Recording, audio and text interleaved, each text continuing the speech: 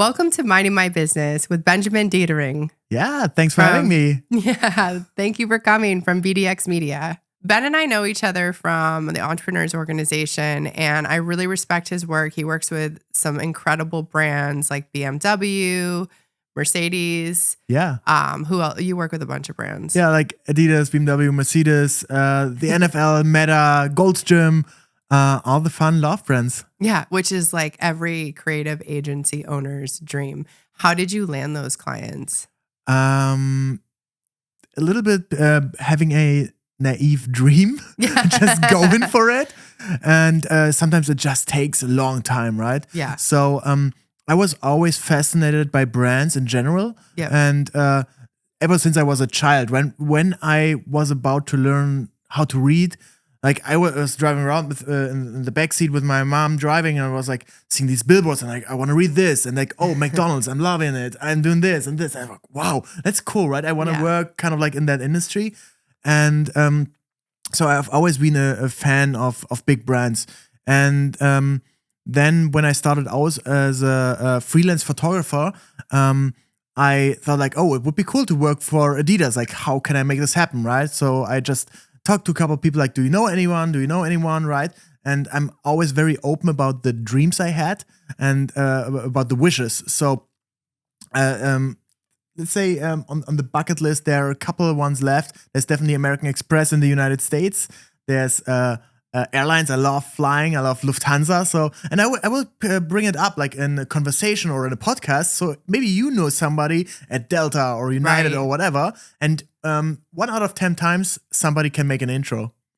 That's so true. When I first came to LA, I had developed this reality business show concept, and I got it to Lionsgate, and there was a host that I really wanted for it. And I didn't have a direct connection to him. And every time I was trying to get it through the channels that I did have, it wasn't materializing. I did the same thing. Like I went to every single music event there was, and I was like, the host that I wanted at the time was The Game. And I was like, do you know The Game?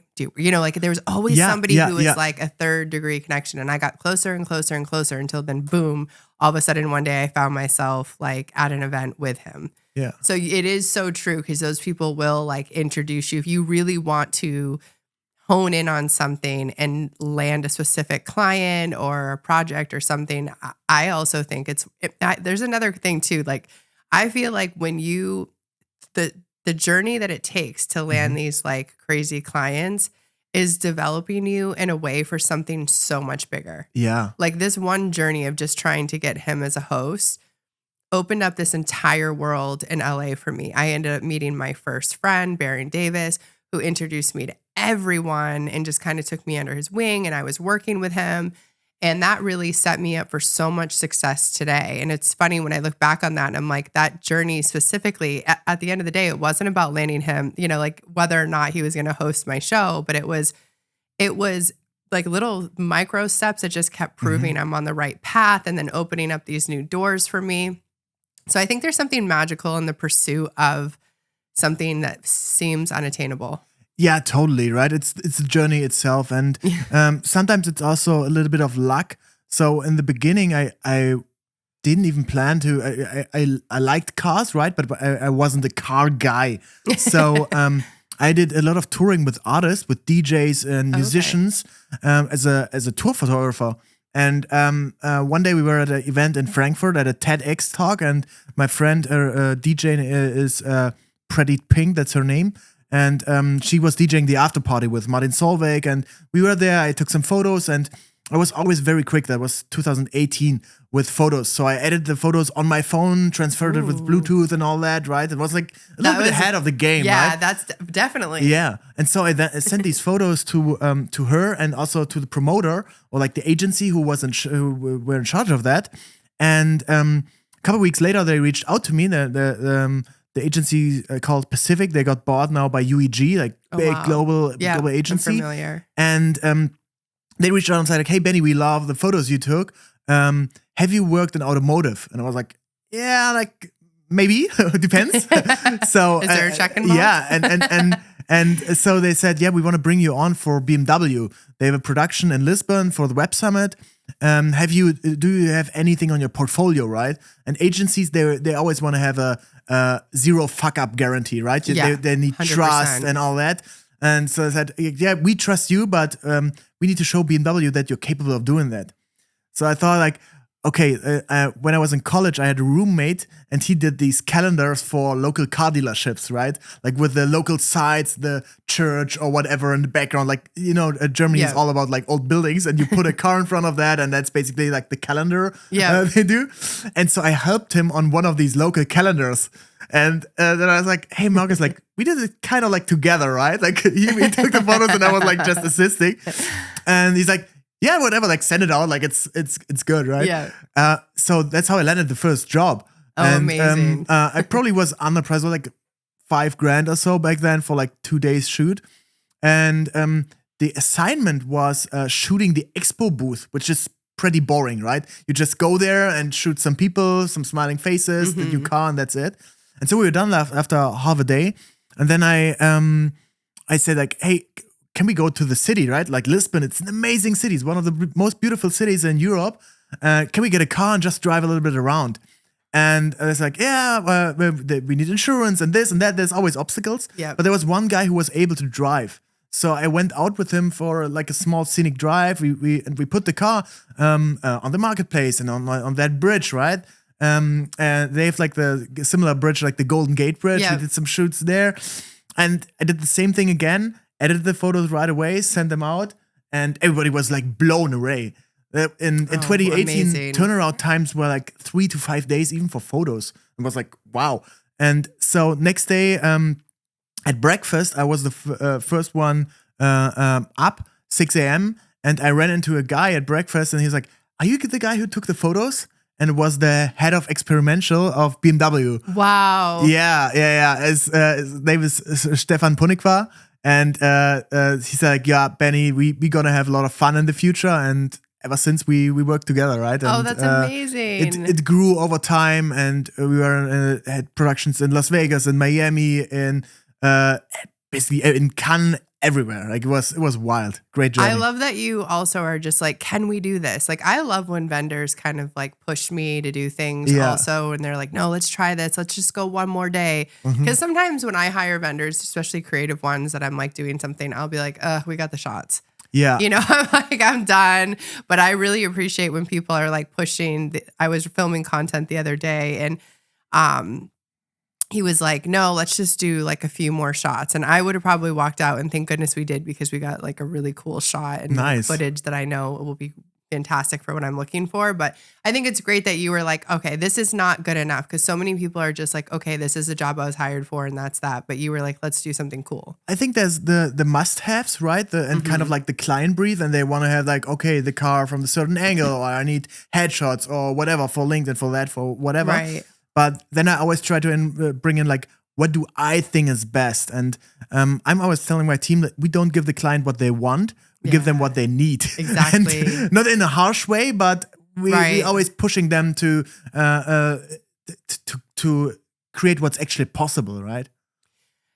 Definitely. And I think that a lot of clients want that, even if they're not asking for it. They might say like, oh, we're looking for someone that will like give us next level ideas, and that's something that we at our agency too, it's the same sort of thing. Like they'll be like, I want this specific feature. And I'm like, yes, I get that you want that, but your goals like require all these other types of features, mentions or whatever. I'm like, because at the end of the day, like you're going to want a result, and the result needs to match what your business objectives are. So what's the most popular outlet everyone wants to be in your agency? It depends, but like for sure TechCrunch, okay. Wall Street Journal. Forbes probably? Yeah, always Forbes, but like more so Wall Street Journal and TechCrunch I think are like the two really sought after ones.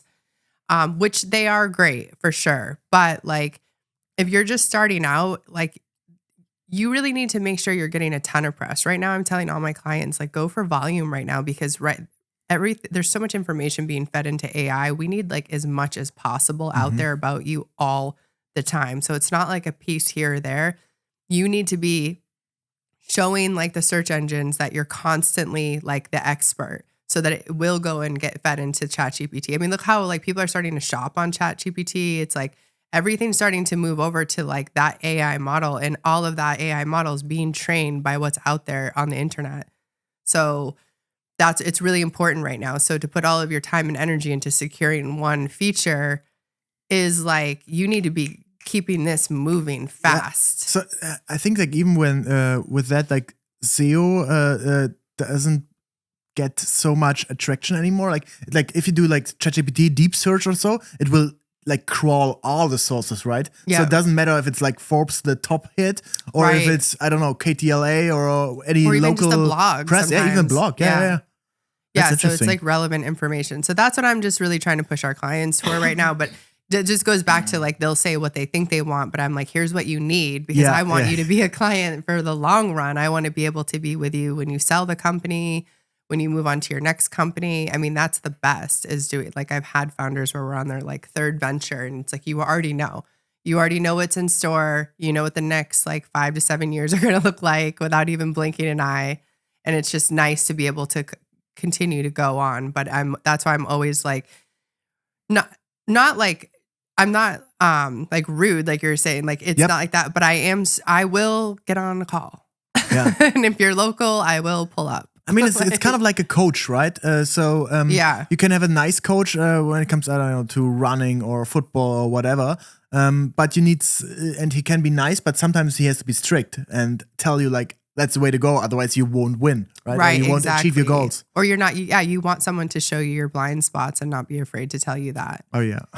Now, you have 2 agencies, right? One in Germany and one here? Yeah, it's like two branches. It's two locations. It's 2 entities, but it's basically all under one umbrella, and it's all under the name of BDX. Yeah.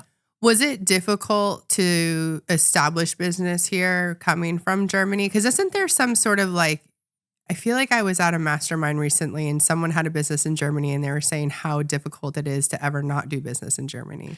You know what they might be talking about? Coming over here was in the beginning pretty easy, I think. Okay. Like when I came here, I was like, but it's also, and my mind works a lot like that. Like I'm a little bit naive. I'm just going for it, right? Like I don't overthink it. Right. So like, okay, let's go. What's gonna happen, right? Like let's get it. And as the company here was still pretty small, in the beginning it was just me, right? There weren't too many high fixed costs and all that. So basically a couple jobs a month should be fine.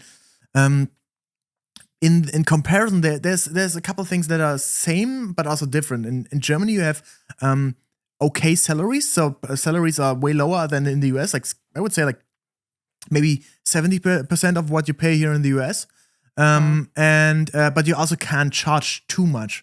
And Germans are very tough to get in the first place. Like you really have to convince them that you work with them. But if you have them, they work forever with you, right? That's nice. If you don't give them a reason to change, they won't change. I feel in the US, people are more open to give you a shot. Yeah. But you have to deliver always. And if they meet another cool, fun opportunity, they trying to change. Like, oh yeah, I met this fun guy, and like now I want to work with that person. So, yeah. And so like finding loyal clients here is a little bit more challenging. But for us, it was pretty good. We could move over some of the clients we had in Germany already. We did some work for BMW, for Adidas, and these have been like relations we built for years. So it was more a little bit the harvesting of what we planted a couple years earlier. But yeah, generally speaking, it wasn't too tough. Now, as the company is growing, so just to give you a perspective on size, in Germany you have like 20 people full-time right now. In the US, it's 5, growing. But the US team is, I mean, there's a lot of running costs, right? So you have to bring in business all the time. And I think the biggest disadvantage we have right now is a little bit lack of network. Like I'm not born here. So you have to build that network right away, right? Yes. And you have to go out, meet people, be proactive, and make up that what other people have already. If you went to Hollywood High or Fairfax High or wherever, you know everyone. You know a guy at Snapchat and here and there and there. Like everybody works at these fun companies, and I think we can outcompete that by just working a little bit harder and hustling a little bit more, or maybe doing another 1 or 2 more podcasts. Yeah, that's so true. I feel like that's how I've kind of like settled into LA too, because I'm from New Hampshire, so I wasn't born out here or anything. You're here since 5 years now? Yeah, about that. Yeah. And then, the pandemic also. So I kind of feel like that time didn't really count. That doesn't count. Yeah. But yeah, I mean, no one's going to outwork me. And that, like you might, but like, like I'm such a hard worker, and my team there were such hard workers that we just always deliver. And I think that is that is something that has definitely set us apart, because a lot of companies are used to maybe a little bit more of a laid back kind of, maybe I'll like come into work, maybe I won't. And like, that's not the way it is with us. So, would you consider LA your home now, or? Oh yeah. Yeah. Okay. So you think this is like your permanent place? Probably. Yeah. You love it? Yeah. It's amazing. I was in LA for the first time in 2014. And ever since I came back for vacation, and then at some point I was like, oh, Germany's not. Yes, it felt like there was a ceiling, right? So we worked with every big client, we worked with every artist, every big influencer, and I was like, yeah, what's next? So we had a team meeting and said like, okay, at some point we want to have international offices. Let's open up an office in LA. And it was kind of like it wasn't a joke, but it was not totally serious, planned out. You were starting to manifest it. So next day I got a US flag and put it up on the wall in our hallway. I love it. And to visualize it, that everybody who came by was like, okay, that's what we were aiming for, right? And the goal was to do it in 5 years. We did it in 3. And yeah, it was good. But it's most of it was the work of the team, right? Mm-hmm. If you have a great team you can trust, and that takes care of also of the running business, then you have time and mental capacity to go on for future endeavors, right? Where do you see your agency growing to? Right now, or like in general? Like your pipe dream of it. So I want to build a $100 million company at some point. And the reason for that is not necessarily money. I think like right now I have a nice car, I have a nice apartment and all that. So it only gets so much better, right? Yeah. But I'm driven by curiosity, and I believe money is a very good way to understand how the world works. Yes. And it gets you into different rooms. So if you have bigger ticket sizes or bigger impact with your team, you can do more fun stuff like crazy campaigns, understand how the world works. And back then we worked, I don't know, with a project manager or so. And now we have meetings with the CMOs and of the biggest companies in the world. Right. And this is very impressive to me. And like, this is like what drives me. So that's definitely a big goal. And in the US, there are so many agencies who can do that. So I think that's definitely one thing we want to achieve in the next couple of years. Have you had periods of like scaling and then stabilization, scaling, or what does your trajectory look like so far? Yeah. I think it's kind of like surfing, right? When there's a swell or when there's a current, you can go with that. But if there's no wind at all and the sea is like even, you can try it so hard, but you just can't scale. Yeah. And I think 2025 is not a year to scale. Same. It's a year to maintain. It's a year to bring in efficiency. I always like every year I tell my team like, okay, last year was the year of change, right? We had a lot of change in the company, management change in Germany, all that. So people were aware, okay, this year is about change. And they were very happy when this ended. Yeah. Because change is always painful, right? And this year is the year of efficiency. So like, okay, let's bring profit back. Let's bring our old values back. Let's live up on what we really wanted to, but also don't forget that we have fun while doing that. Yes.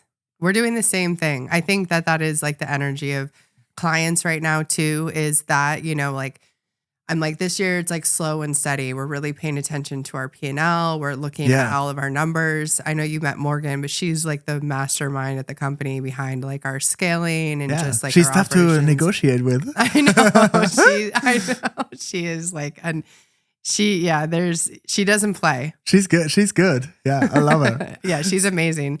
And she's really the reason why our team has the structure that it is. And I think you met Cassie too. Yep. She's another like Cassie, Cody. Yeah, they're amazing. They're literally, and everyone says like Gen Z talent is so lazy and da-da-da-da. And I'm like, I have a lot of Gen Zs in my team and I actually do not find that. The only thing I found in my history of hiring Gen Z in general is I see big parenting flaws. That's what I see. Like, I don't think it's them personally, but I just see like a ton of enabling, way too much involvement. And how that translates once they're in the work field is like, it just rubs the employer the wrong way. It makes you lose confidence. And you can take someone who can be really impressive, but they just haven't had that direct feedback, the coaching. And then it's just like, I'm like, wow, like this parenting, like you guys are really like, I don't know if it's like parents were having kids older and then so they're like a little more laid back. I don't know what it is, but like I can definitely tell like how someone was raised. And I think that's really what it is versus like everybody pointing the finger at like Gen Z. Because I have amazing Gen Z on my team. Amazing. Like the hits that the media hits they get are media hits that even senior agency owners don't secure. That's wild. So I'm always like, when people are complaining about Gen Z, I'm like, all right, relax. They're also the ones that will say something if your brand looks off. Oh yeah. So I think that a couple points on that. I'm on the same side as you, but definitely in leadership you have to do a lot of changes, right? And back then you could lead just by authority, and now it's more leading by inspiration. So they really need to get the point, and they will challenge you all the way, right? Yeah. So back then, like let's say like 5 years ago, so like I just told my people like, okay, let's do it that way because I said so or whatever, right? And now it's like, okay, we want to go that direction because that and that and that, and if they understand it and if they feel it and if they think they're part of the mission, then they will march and they go the extra mile. But it's also if they don't get it, they won't do it. Right. Yeah, no, totally. And I mean, team is everything. I think to your point, how like you used to be able to lead with authority and now you need to lead with inspiration definitely requires like a unique management style that I don't even think like Harvard and MIT or any of those organizations have caught up to yet. Because I haven't even found any management. We send our leadership team to like those Harvard courses and stuff. But that is like developing these programs for this new style of management. And I think what's happening is you're running into challenges with productivity, efficiency, burnout, wanting to like, or what they perceive as burnout and all these things, when really it comes down to like, it has to have a different type of management style and framework and how you go about things. Yeah. I think there's also a lot of difference on the company style, right? Or on the type of company, right? So let's say a lot of people take as a good example, they take Netflix and they're like, oh, at Netflix there's no rules, right? And they can book whatever flight you want, and you fly business class or first class or whatever you want, right? And you don't have spending limits and blah blah, right? But I mean that works if it's a startup company that has massive venture funding, right? And where it's like, oh, it's growth is the most important metric there, right? So whatever happens, growth is the most important thing. But I think for a bootstrap company like ours it's way different. There's different values, and it's more the longevity of the persistence of that company, right? And the climate and the company culture, that this doesn't get like disturbed or like it doesn't get killed, right? And I believe a lot in these 1- and 2-way street decisions that Jeff Bezos always talks about. So kind of like, let's say when it comes to home office or remote work or whatever, it's like so the concept is there's 2-way streets and 1-way streets. 2-way streets is things you can easily take back, right? So let's say, we try this tool, we try Miro or Slack or whatever. Like you try it, and then if it doesn't work out, you just kill it, and it's like, okay, we tried it, done, next thing. But if you bring in stuff, and a big example for Amazon was Amazon Prime back then, right? When or like free shipping.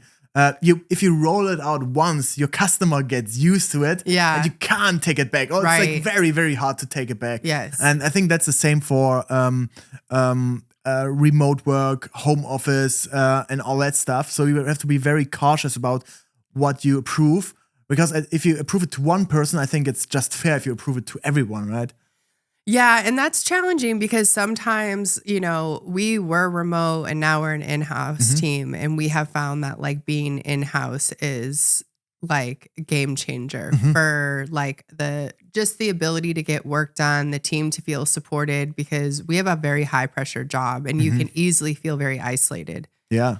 However, we do have certain team members that work from home a little bit too, but those team members like really need like that focused time sometimes, and that isolation, that just because we're dealing with different stages of the business. And I do agree, like sometimes it can look as like, oh, it's not fair or whatever, you're doing this and I can't do that. But I think it's hard when you're bootstrapped too, I love being bootstrapped. I will say this because I feel like what I'm building is such a strong foundation that you can't shake me. Where like I have seen we work with a lot of venture-backed companies, and I can see it a mile away. I'm like, oh, you're going to be around for like another year. And you're going to try to raise more money. And then after that, you're probably going to like call it quits. But you just can it's a different level when you have to, like, you don't have like managing money and learning how to use money is two different things, where like when you're venture backed, you can just kind of like play around with things, but then all of a sudden your runway is gone and the revenue isn't there that it was supposed to be. So now it's like you got to raise another round. So that's, for me, like I think has been such a blessing to be bootstrapped, because I really feel like now, even Morgan and I have been talking about launching other brands, different things that we might do. Like I don't want to say it's going to be a walk in the park, but I can confidently say there's not a brand that I could launch that I won't for sure make $1 million with pretty easily within the next 6 months to a year. Wow, that's good. I'm very save confident. That for the clips. That's good. Love it. I'm very confident in that because I've had to go through so much. And so I know what works. I know intimately how to market things. I know when ads aren't working. I know if it's creative or copy, like there's all those components where like learning, management, we understand like team dynamics, things that like you can quickly now put together and have in place. So yeah, I love being bootstrapped for that reason. What do you think is a thing that most clients get wrong about agencies? Sometimes I think they get a few different things wrong. I think, how do I say this? I think that when you're working, let's forget about an agency, a creative, right? You need to be very careful with that relationship, because the thing is with creatives, if you rub them the wrong way, money cannot buy the work. They're artists, and I can say the same with myself. If you rub me the wrong way, I'm not going to look at your campaign the same. You're not going to get it's not going to. And like, I think that people come into an agency and you have like team members and they just feel like they can say whatever to the team. They can be demanding. They can be all these like unnecessary things. And it's just like, do you understand how hard that person is working, or the exchange of creative energy that they're giving you? Like a good example is like, I have a couple of great web designers. And I have to give them a lot of like leeway. I have to understand that there might be weeks that stuff isn't done when they said it was going to get done. And I understand like some people are like, well, you can't run a business like that. But I have learned that like there's certain creative functions that if you give them, it's like a real artist. Like if you just give them the time they need to, because it's not, you can't just like off the bat, like be like, oh, boom, here's your masterpiece. Sometimes it takes a minute. Like think about like if someone just recorded your favorite song the first time and nobody produced it, no one really worked on it, like it would never be your favorite song. It would never be a hit. And so when you're thinking about building your brand and putting that time into it, it's like sometimes you got to give that time, and you have to let something beautiful materialize, because it could be the thing that completely changes the trajectory of your business. And if you don't do it, you're going to have to end up going back to it anyway. Like sometimes I've seen clients, and these aren't projects that I'm involved in necessarily, but I'm just like adjacent to it. Let's say it is like a website or something. And they're just like, I need to get it done. I need to get it done. I need to get it done. And they just compromise what it could be. And then 12, 18, 24 months down the road, that website isn't doing the job that they really thought it had. So it's like, did you really need to get it done? Do you know what I'm saying? Like, it's like, that's totally kind of what it is. So if it's like with a business, if you're an entrepreneur, like we want a hit. Like we want our business to be a hit. And when I think about that, it's like we want to be in the top 40. We want to be like everybody knows our company. That is literally like a mainstream music hit. And those don't just get recorded and be done. Like there's a lot of time and effort and like energy that has gone into it. You got to put some love in it, right? Exactly. And give it the space and time to breathe. Yeah. And then I think also, I'm curious what you think clients get wrong with agencies. And then I'll add a few more. Let's think. I think what I always feel.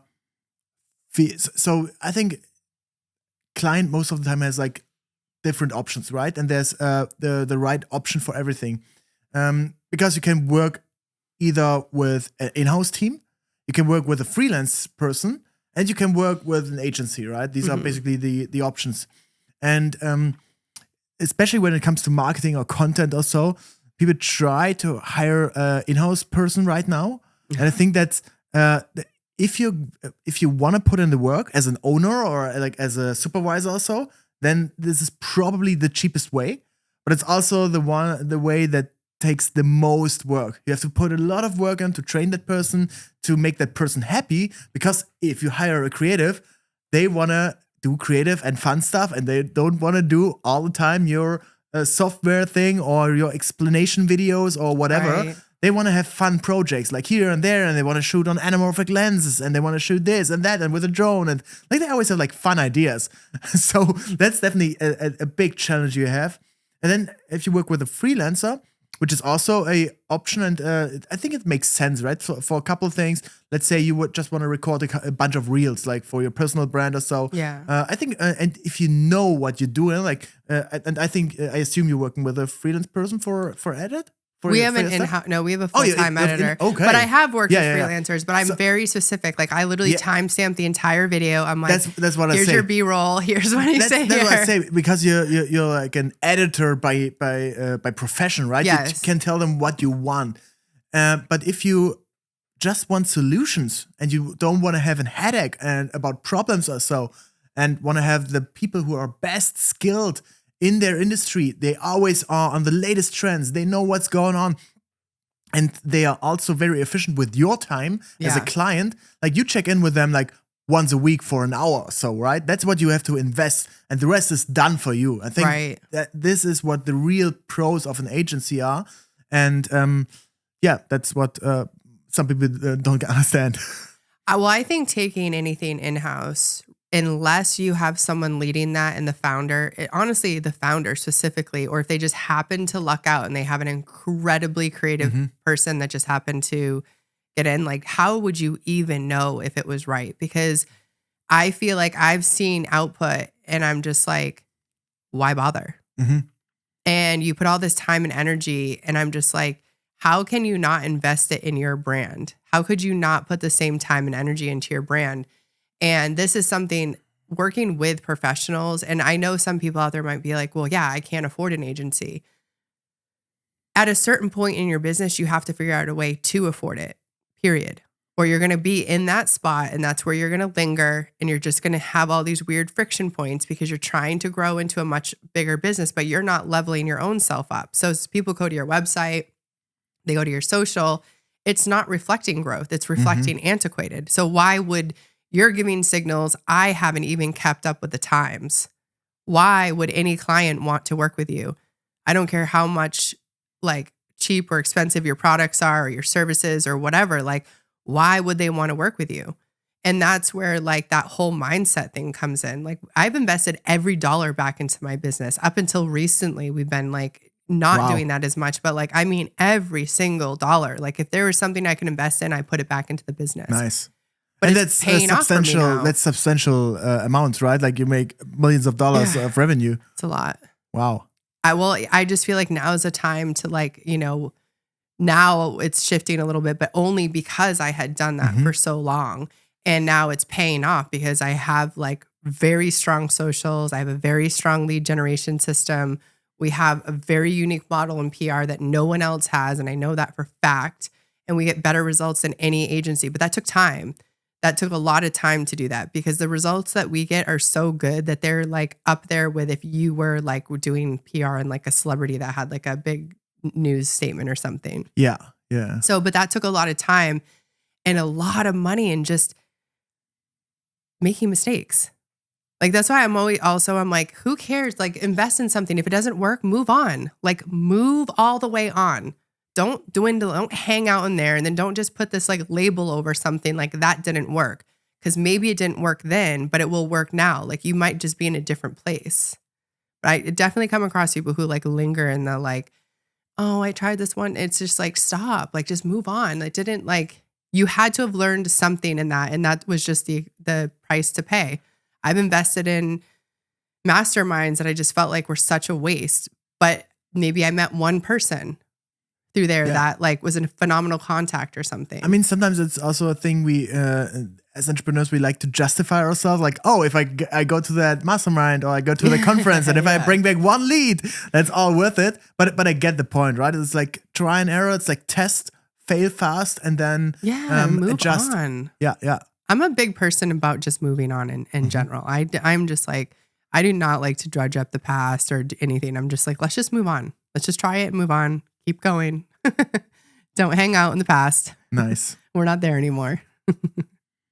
What is one of the biggest challenges that you have solved that once you solved it, unlocked a new stage of growth for you? Definitely one thing is my expectations to myself versus the expectations I had on other people. In the beginning, when I started out the company, I had the same expectations on everyone, right? I thought like, oh, I'm working 6 a.m. to 10 p.m., so I'm expecting everybody else to be available and have that game, that thrill and all that, right? And I think I lost a lot of good people by doing that, by having these expectations. And once I shifted that and adjusted the expectations, and they're all different, right? So we have some people in our team, like my managing director in Germany, who's in charge like for finance and controlling. She loves to work 9 to 5, right? In office every day. That's it. Period. Yeah. No weekends, nothing. If something's super crazy urgent, right? Right. She's always available. But she likes it that way, and I respect that. And I know I'm not flying with her to the moon, or we go and I don't know. I'm not taking her to a fancy sales trip to New York or wherever. Right. But I can count on her, right? And so that's how she works best. On the other side, there are people who are like young and super crazy and ambitious, and these are the ones they want to put in more work, right? They want to learn. Yeah. And I'm taking them to Coachella or to Art Basel or wherever. But if we go into Art Basel, I don't need anyone who counts their hours, right? Like, oh, I worked on a Saturday night at 2 a.m. Right. Like, we're in fucking Miami and we're in a nightclub. That's like just part of the game, right? Right. So when I changed that and when I really asked people what they want and tried to adjust on their needs, that was definitely a big game changer. Yeah, I had to do that too. I can relate to that. I definitely was because there's a lot of people who surround me that kind of have the same work ethic as me, which sometimes like I can just be working around the clock. Yeah. But I do really appreciate the people who have structure sometimes too, because I think that they are like strong and steady and they're like just very, very like reliable. They're, I think it's just like you need the mix of both people. And I do try to be understanding because sometimes I'm like, sometimes I'm like, are you really taking, like, sometimes I'm like, what are you doing? Like, you know, like if someone's like not really in the greatest standing and they're like, can I have time off or something? You're like, Yeah. what? Yeah, Like yeah. I would never do that. But then I just have to step back and be like, okay, this is not me. And I mean, it depends. It has to work out for the company, right? Right. If it's a okay salary, if it fits to the role and they get their shit done, then it's fine. But if you pay them way over market or whatever, right? If if the expectations are not aligned, then there's a problem, and then you have to talk. Yeah, definitely. And I think the bigger you get, like when you're small, you really can just be super flexible and everyone's kind of working crazy hours just to get it done. But as you do get bigger, there has to be more defined structure. Yeah. And the people who used to work like, you know, super late at night, but then wouldn't really like work as much in the morning. It's like they have to kind of try to figure out like a more structured schedule, because that's just how it is as you get larger as an organization. Yeah. You have to get more formal. Things have to get into place. And that's always like challenging too for both, like, I think the staff, like your staff and yourself, because it's like you're used to having certain conversations and then you can't have those conversations anymore because you're getting bigger. And, you know, then there's certain policies and procedures that have to be followed no matter how close you are with some people, because it has to be uniform across the board. So I just think like a lot of changes happen as you grow that are just unexpected. And I really appreciate the people who just like thug it out. Yeah. Like I love those people. I'm like, you guys, I'm a Scorpio. I'm a triple Scorpio. So I'm like, we're like, for me, I'm like, you have me for life. Like I like will be loyal to you for life. The fact, you know, like that you just like stuck it out with me. Yeah. I think that's one other thing that really changed or that really built me and the company. And there was transparency. So I have a rule of 99% transparency. So basically all the numbers we have there, everybody knows them. Yeah. Everybody knows the revenue. Everybody knows all our proposals. Everybody knows kind of like what we make on the project. Because I think if there's secrets, people will find out anyway, right? They will get a proposal there in CC anywhere or whatever. And I think it's like not a state of the art how to do it. So I think like everybody should also understand, oh, okay, we're charging 30 grand for that video. And where's that money going? What are we doing with that money? And because sometimes if you talk to a, let's say, junior employee, I ask them, like, what do you think? You're working on a 30K project right now, but you only make, I don't know, 6 grand a month or so. What's your perspective on that? And sometimes they get it, but sometimes there's a little bit of explanation work to make. And I'm explaining like, okay, our office, guys, guess what our office costs. Guess what we're paying for software. Guess what we're paying here and there. And so we do a pretty good breakdown that people understand what's going on. And it's also important that the company makes money, right? So we gotta make every year, I don't know, 300-400 grand of EBITDA, just to have money for a rainy day. And then people understand that, and that's really good. And, I met a lot of entrepreneurs, especially in more old school guys who are like very shy with numbers and all that.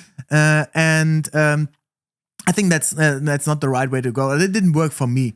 And but they're still at 1%. And that's basically kind of like our EO 5%. I don't want to have the team in fear or so. Like if there's uncertainty or if there's like big changes or like any big issues, I'm taking care of that. It's my company. It's my responsibility. Right. And I'm sucking it up. Yeah. Definitely. I think that's really smart because even like with our agency, we track everything. So that's been like every single, like, if I jump on a 10-minute Zoom call, like we're calculating that, nice. Whether it's with a training for calendar where it shows you how much the call is. No, but that sounds interesting. No, so I have in my Google Calendar. There's a plugin. What's the plugin called? That's cool. It would be interesting just to see it, but it's basically it shows you and the meeting is like I don't know 1 hour and there's 3 people in the meeting. And it shows you this meeting costs virtually, I don't know, $600 or so. I love that. No, it would be a great visual. And it's so good just to see it when they're like, oh, there's 8 people in that call for an hour. It's crazy. And sometimes when I'm with, especially with corporate, there's some calls where like 10 people are involved. And like, does anybody count like how expensive that costs Right. just by cost of salary? It's wild. Well, we shifted to data-driven decision making this past like year and a half. I would say like it's been very like data-driven, so that we've taken the emotion out of things completely. Whether it's something internal, external, like everything is based on like numbers and this what it is. Even though you're a very emotional person, right? Or like emotional decision No, I'm maker. an emotional decision maker. Yeah. So it's great because I just don't have to make decisions. So I don't make them anymore. You know, I'm like, what does the data say? And like, that's what we do. Like, because if I will do things that don't make sense sometimes because I'm an emotional decision maker, you know, and if it's something that's really like I'm passionate about it, like I know that I will do it because I know it'll unlock something. Because there are certain things that like the data might not make sense, or we just need to try it because it's going to give me the information I need to like figure out the next thing. And that is the balance with a visionary, I think. Yeah, I believe the same. You don't always have to try do the decisions by the data, but you have to be aware if you don't do it. So let's say like, oh, we're doing an activation or we're doing a I don't know, super expensive video or whatever. It's like, I really want that because I want it for, I don't know, my shareholders, for a potential client, or even for my ego. And that's also fine. That's a good thing. Like, I want a fun video for my ego. That's cool, right? That's basically how most of people like who have small businesses, they make the decision that way, right?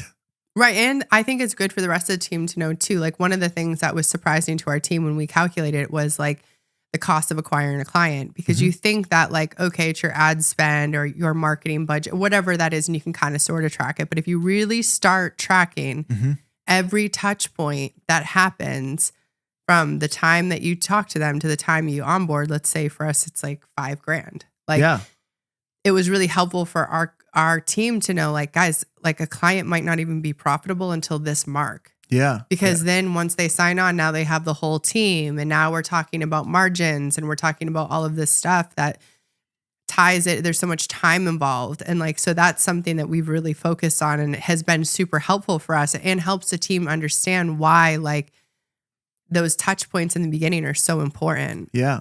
But also, if you have that number, like the customer acquisition cost of like $5,000, it's pretty much the same for us. But sometimes for the bigger tickets, it's like even higher. It's like maybe $10,000 or so. It's crazy. Yeah. But if you know that and you know, okay, I spent an average like $5,000 to acquire that client, you can also do like way more sophisticated marketing activations, yes. right?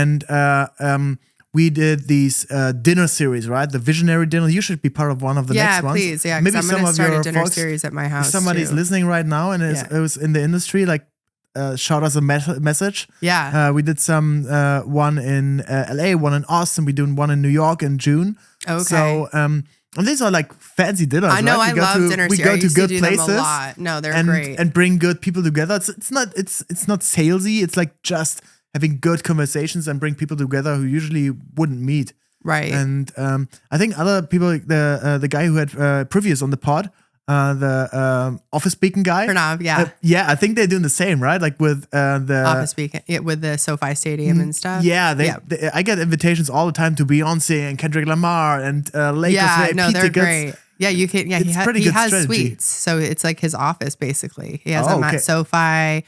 What's the other stadium called? Right next Kia to Forum or no. Crypto. Maybe no, it's right next to the SoFi Stadium. There's Kia Forum. Oh, it is? Okay. Yeah, or Inglewood. I think he has them at all the stadiums. Wow. That's wild. I've been to 2 of them so far. Yeah. But yeah, same sort of thing. And I think it's great because community is so important. Nice. I think all brands should start doing more in-person activations and small, intimate ones, even if they're kind of a large brand. Yeah, I think so too. But you have to be like very precise on what you're doing. Yeah. You can't just throw money on it. And I think there are a couple brands who are really doing a good job there. There's On Running. Do you know that brand? No. It's a sports shoe brand from Switzerland. They like valued at $10 billion or so. Oh wow! Okay, I'll look them up. And I really am a big fan of their activations. They partnered up with Venice Run Club. I'm big in running. So, I know. I always see your stories. I'm like, you have more energy than anyone I've ever met. So the cool thing is like they're actually like supporting Venice Run Club and not sponsoring them. And I think there's a big difference. Like sponsoring is like, here's 20 grand, just put our logo as Everywhere. big as possible on it, right? Yes. And what they do is they say like, hey, how can we support you? You can test our shoes. You can go afterwards to our community space. You can do a cold plunge and all that stuff. Oh, is that what you did in Venice? Oh, yeah. Okay. That was really good. I know. I'm definitely going to make it to one of your next ones if you do another one. Yeah. So it's fun. It really builds community, right? So, yeah. Yeah, I love that. I love Venice too. It's a nice area. I want to ask you some other questions. What's an unconventional decision you've made that's worked out in your favor? I mean, moving to the United States is definitely unconventional. If you have a well-running business, a profitable business in one country, and then decide from one day to another, I'm gonna leave. And LA. In LA, right? And I know your podcast is nationwide, right? Mm-hmm. So if you haven't been to LA that often, nobody waits for you. There's so many people. There's so many people who are very, very good. So the best of the world. Yes. Especially when it comes to media, PR, video, photo, all of them are here. Yeah. So when I moved to LA the first week, a friend of mine sent me like a postcard, and he owns a fashion brand called Obsessed Los Angeles. Okay. And he said, Benny, welcome to LA, a city where many try, but only the obsessed survive. And I put it on my fridge, and it's ever since there, because I think that's what it needs to the persistence, the patience, and go the extra mile. The persistence and patience. Yeah. And probably also like being very proactive. I'm doing a lot of follow-ups. I'm sometimes like I'm texting like big people, and I'm trying like unconventional ways, right? So I read the book of Mark Randolph, one of the Netflix founders. Oh, okay. And I need to read some more books. It's very good. It's called This Will Never Work, right? Because that was the thing his wife said when he came up with that idea. And when I finished the book, they had kind of like a support email in the end. Yeah. Something like feedback@thiswillneverwork.com, right? And so as I released my own book a couple years ago, I kind of knew like how these things work. These emails are not attached to something, I don't know, to PR agency or so. Like it's most of the time it's some person who's like very involved. So I sent out an email and it's like, hey, thanks for writing that book. It was so inspiring. I learned so much. I want to move to LA. It inspired me, blah, blah, blah. It was like 5 years ago, right? Mm-hmm. 2 hours later, Mark Randolph answered. No way. Yeah. And he said like, hey, Betty, thanks for the flowers. Makes me feel very good that at least someone is reading that book. Sometimes it feels like lonely. Like doing a book, like you don't get any feedback, right? I know. It's like, you know, it's not like a social post or so. So that's how we got in contact. Oh, no kidding. And ever since I've been following up and we chatting here and there. I tried to get him for lunch or dinner, but he's always very busy. But I'm keep pushing, right? And I think like you'll get a yes one day. It will happen. You'll get a yes. That's inevitable. Yeah, and sometimes it's just a little bit of luck and timing, and just do it, right? Yep. Yeah. I'm a big fan of persistency. Like if I want something, I am not going to stop until I get it. And if I want to meet you, like we are going to meet. And if I want to be friends, we are going to be friends. I'm going to force you. Yeah. Like we're not going to just be friends. We're going to be besties. Yeah. What's a moment of deep failure that has shaped your leadership today? Let me think. Deep failure. I can share one of mine if you want. Yeah. I have one. Okay. So basically, I'm very good at forgetting. I'm always looking to the future. That's what we have in common, right? Like only look towards the future. What's the next thing? And because if I would question all the time the stuff I'm doing and all the responses you don't get, like I'm turning out like tons of emails, but by myself, I don't do like any automations because I feel it's for me it works best if I'm just personal. Like I find something that we have in common and trying to find out like the people's Gmail address or so, like because that's what they read. And but if I would question every unanswered email, if I would look into my sent inbox, or like, yeah, that doesn't look too good. But I only see like what's coming back, and we're like, oh yeah, that works out pretty good. But yeah, what was it for you?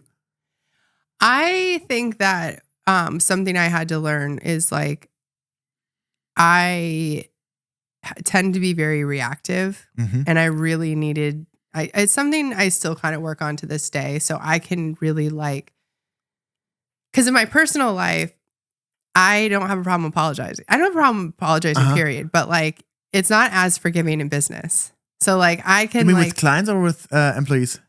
I would say anything in business is like, employees are a little more forgiving, but like clients are not forgiving. But like personal life, more forgiving. So like, I always just rely on like just being like humble and just being like, I'm sorry, I was wrong, But like, it's kind of hard to do that with clients sometimes. So if you're reactive, like when I was younger, I definitely like ruined some opportunities based on my reaction, which like the client wasn't totally wrong, but it just like triggered me, and I just wasn't, in a place, and like who I should have taken it out on was probably maybe one of my team members or something. But like, it's just one of those like maturity things that you realize after. So I have some things in place now where I'm just like, okay, this isn't something I'm going to touch. And my team really just knows not to share some stuff with me because I'm going to get reactive. And I'm very protective too, because my team works so hard. So if like client isn't treating my team nicely. Yeah, I take it so personal. And it also shows that it's important to you, right? It's very important to me. And some clients, like I really think about their brand all the time. Like I'll just be laying in bed thinking about like, especially the clients who want more for themselves. I'm always like, okay, like what's a next level thing? Like there's not, like I have this client, Chad Willardson, and like he's just blown up. He's huge now. And like every room I'm in, I mention his name. There's not a time, because I'm just so proud of what he's done. And like, I just think about him all the time and his team. And I'm like, who could I introduce him to? Or like, what would be the next thing for him? And like, I just think that kind of energy is like what you want the people around you to be thinking. And I think that, and I do that a lot with a lot of my clients too. And so I'm very sensitive, like if someone isn't being treated right on my team, if that happens, and I'm like, yeah, I fired. No, just kidding. I get it. I was the same way. I answered always very quickly, right? But most of the time, it's not the best answer. You Morgan's always like, you do not need to respond. Like you can wait, and I'm like, I actually drafted a lot of emails or like WhatsApp chats, and then but I didn't send. Oh, that's good. And so it kind of relieves the pressure, but it doesn't ruin the whole thing. I know. And 2 hours later, or like when I started my business, one guy said to me, "There's nothing that can wait until the next day. Nothing that cannot wait until the next day." So, and the world will still be the same. And the next day is like, oh yeah, whatever. Like I'm in an emotional good state, and that's fine. Right. Yeah. Exactly. You're not triggered anymore. So that's always a good way. Because it's like sometimes we just have a lot of pressure on us. And so it's like one more thing, and you're just like, come on. Like exploding. Yeah, exactly. And I think another thing, like I wouldn't really say it's a failure, but something that I've learned to do better is just give like micro feedback, like feedback in the moment. Like, hey, this needs to get corrected. This is a little bit wrong, or let's do it this way this time. So things aren't building up, and then it's this big problem. Does it work for you good? Or like, does your team appreciate this? Yeah, I think so. I mean, I think it's much, people want to know, like they don't want to know, like, and what's really been great is like, I can see some of my other team members being more comfortable doing it on the other side. So when they're upset about something, like they're not kind of like harboring it, and then it just blows up and you don't know about it. So it's opened the channel for like, it's created a lot of intellectual safety with both parties, where it's like, we can have more of an open conversation. And sometimes it's like, it's like being in a relationship. You have to help people understand why something is upsetting to you, because sometimes the way they think, or the way that, or they're perceiving something, they might have taken something personal that had nothing to do with them, or they might not be able to be privy to the entire story. Like that's something I tell my team a lot too, is like sometimes our clients, if it doesn't make sense to you that they're doing something and you've explained to them why it should be something else or whatever, and they're still really adamant on it, I always just say, I'm like, sometimes there's confidential information that we're not privy to. They could be getting acquired. They could be merging. They could be, there's a lot of things that they may not be able to Or disclose. they can just have a bad day, right? Like everybody has a bad day once at a time. Right. Yeah. So like, don't take things personally. Yeah. All right. Well, I think that we can wrap this up. This has been an amazing conversation. I hope that if anyone's listening and they are located in LA, that they reach out to you and just connect with you because you're an amazing person. Yes, please. He always has a lot of stuff going on. So it would be great to get into his network. Yeah. I mean, we work worldwide. We have worldwide That's productions. True. You don't have to just be in LA. if you're in LA or New York, you can come over to one of our events. Yeah. But I'm happy to chat with everyone and also to give like just a free consultation or just like talk. I like genuinely meet inspiring, cool marketing people, founders, creatives, and expanding the network. And if something matches up, I'm also happy to take on a project. But yeah, the company is growing. Business is good, even in these in these challenging times. Yeah, I'm very happy that we've been able to grow here. And well, your work is amazing, so it doesn't surprise me. Thanks, appreciate that. Yeah, Danielle, thank you so much for bringing me on the pod, and good luck with all the future episodes here. That's cool. Thank you. All right, bye.